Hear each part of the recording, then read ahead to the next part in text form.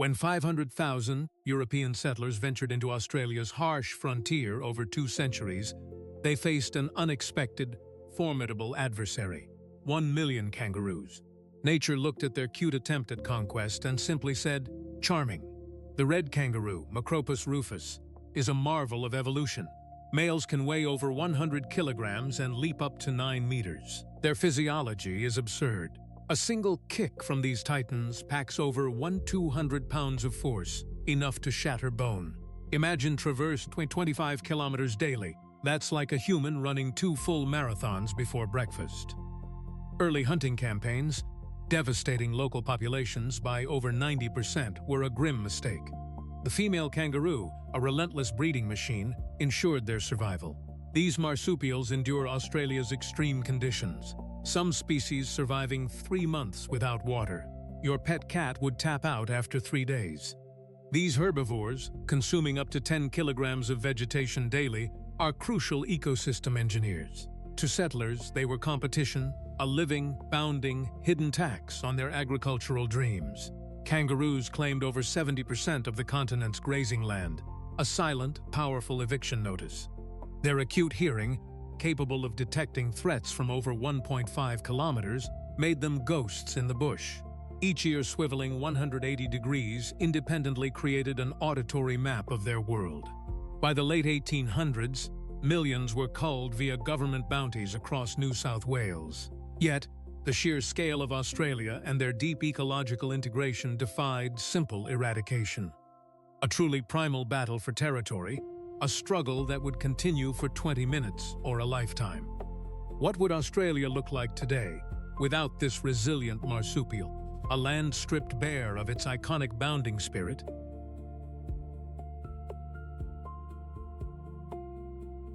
"70 kilometers per hour, that's the speed of a kangaroo in full sprint, faster than a galloping horse and a crucial survival tool." Facing the settlers' rifles and expanding farms, the kangaroo's incredible agility became its first line of defense. Their elastic Achilles tendons act like giant springs, storing and releasing energy with each jump, a finely tuned suspension system built for punishment. These marsupials evolved to cover vast distances, making them elusive targets across the continent's immense plains. A powerful tail acts as a fifth limb, providing balance at speed, and a devastating weapon when cornered, capable of supporting over 90 kilograms of body weight. Try that, human. Early colonial accounts from as far back as 1820 describe kangaroos outmaneuvering mounted soldiers, their bounding leaps covering 9 meters in a single bound. Settlers, intent on claiming land for sheep and cattle, often viewed these agile creatures as mere pests, direct competition for precious grazing land. By the 1850s, widespread hunting organized by pastoralists aimed to decimate kangaroo populations, viewing them as threats to livestock. One hunter in 1865 bagged over 20,000 kangaroos in a single season, a grim testament to the scale of the slaughter. Yet the kangaroos' sheer numbers, estimated at over 1 million across the continent by 1880, proved a formidable adversary. Their ability to reproduce rapidly, with females carrying joeys for an average gestation of 33 days, ensured their numbers could recover. This resilience, this unyielding spirit etched into their very biology, meant that for every kangaroo felled, thousands more continued to hop, to thrive, to endure. What would Australia's landscape look like, stripped of its iconic jumper?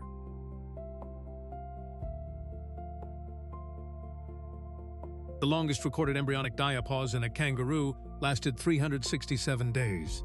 That's over a year of suspended animation, a biological pause button to outlast drought and danger. Beyond sheer speed, the kangaroo possessed a reproductive secret weapon, an evolutionary strategy so advanced it allowed them to manage multiple stages of offspring simultaneously.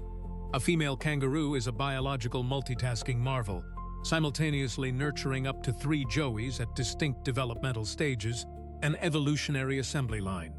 This isn't like juggling your phone, keys, and wallet. It's more like managing a newborn, a toddler, and another baby waiting in the wings. Imagine a factory line that can operate 3 different assembly stations at once. Her body masterfully produces two different milk compositions from separate teats, one for a tiny 1-gram newborn and a richer blend for a 2-kilogram joey. Your refrigerator stores only one kind of milk. A joey, fully out of the pouch, still relies on its mother for nourishment for up to 18 months, occasionally hopping back for a milky comfort snack. This physiological feat reduces the interval between successful offspring by 2.5 times compared to most mammals. We humans struggle to choose our next meal in that time. This continuous breeding, coupled with embryonic diapause, ensures a population recovery rate 2.5 times faster than other large mammals under similar pressure. Even under the intense culling of the frontier, a female kangaroo ensures genetic continuity, a biological hedge fund against colonial uncertainty. What would the world look like without this relentless reproductive resilience?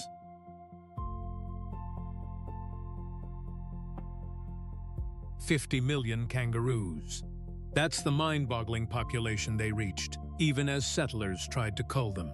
While many native species faltered under the weight of colonial expansion, the kangaroo's ingenuity allowed it to adapt to altered landscapes. Its unique hopping, for instance, proved remarkably energy efficient. The kangaroo's massive leg tendons function like giant springs, storing and releasing elastic energy with each bound, minimizing muscle strain at speed. At speeds exceeding 18 kilometers per hour, hopping requires significantly less energy input per distance traveled than any other terrestrial locomotion. Think about that. A marathon runner burns far more calories. Settlers cleared a staggering 25 million hectares of bush for pasture, inadvertently creating open grasslands. That's like paving the entire United Kingdom for them. Kangaroos are generalist grazers, able to consume a wide variety of native and introduced grasses, finding sustenance even in introduced weeds. They extract maximum moisture, reducing their water needs by 70%. You and I need 2 liters daily. They practically thrive on air. Even with 2 million kangaroos culled annually, their populations rebounded to 50 million. Imagine your entire country's population growing that fast after such a cull. Settlers erected 2.5 million kilometers of fences, creating sheltered enclaves. This inadvertently shielded kangaroos from dingo predation, a barbed wire-gated community for millions. Their sophisticated digestive system, including a sacculated foregut, ferments tough plant material, extracting every last nutrient. And their spatial memory?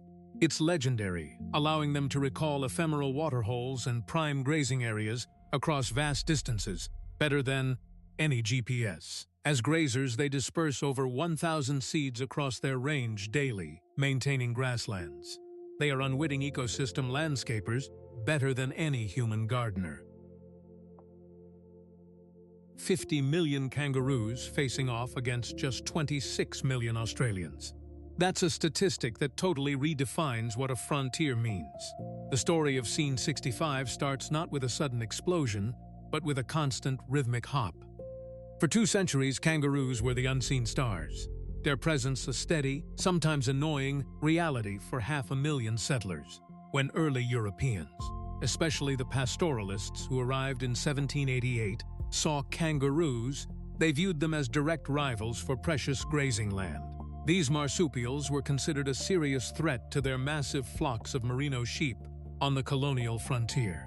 This perception quickly led to widespread culling campaigns across the rapidly expanding pastoral landscape.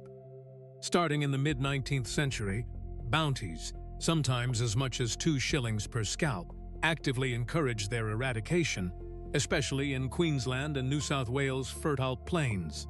How many scalps are we talking about? Potentially millions by the time the 20th century rolled around. And yet, the kangaroos held on, proving just how incredibly adaptable they are. Despite relentless pressure and massive culling efforts during 200 years of colonial expansion, their numbers, while not always stable, often still reached around 1 million in the vast outback. It's pretty wild to think about their resilience, a stark contrast to how quickly human endeavors can fade. Seriously, imagine if their populations had crashed like so many other native species, or if the colonial expansion had actually succeeded in wiping them out. The Australian landscape would be eerily silent. No more iconic bounding shapes against a dusty sunset, no more thunderous mobs crossing the plains. Australia would be missing a fundamental piece of its natural identity.